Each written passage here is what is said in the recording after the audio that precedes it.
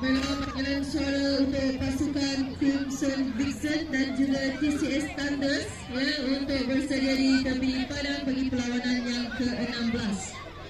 Sekali lagi panggilan suara untuk pasukan Crimson Vixen dan juga TCS Thunders untuk bersedia di tepi padang bagi perlawanan yang ke-16. Terima kasih. Almi, bawa air ni. Bagaimana kami ingatkan kepada para pemain untuk menjaga kebersihan di sekitar padang ini, terutamanya di laluan masuk padang dan juga di setiap kom. Baik, kita mohon kita sama untuk menjaga kebersihan di sekitar padang ini. Terima kasih.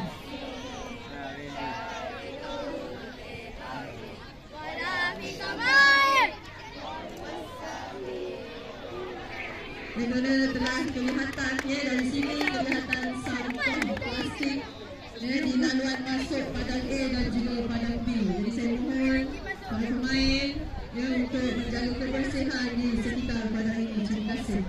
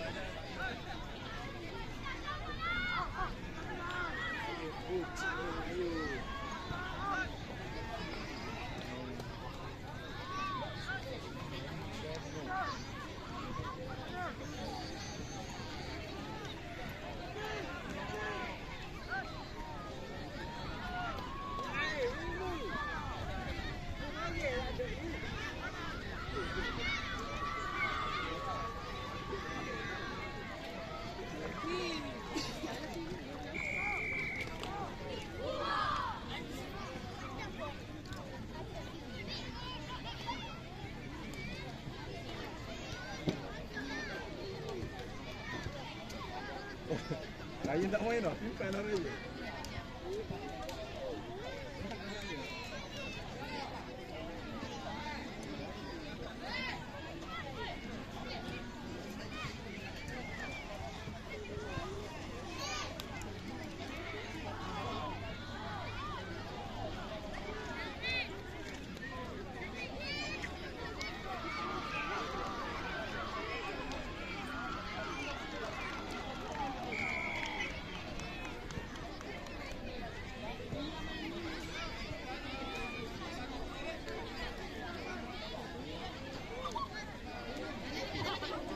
Okey, panggilan suara untuk pasukan Crimson Vixen. Yang saya maklumkan, pasukan ini tidak ada di kemah dan juga tidak ada di tepi padang.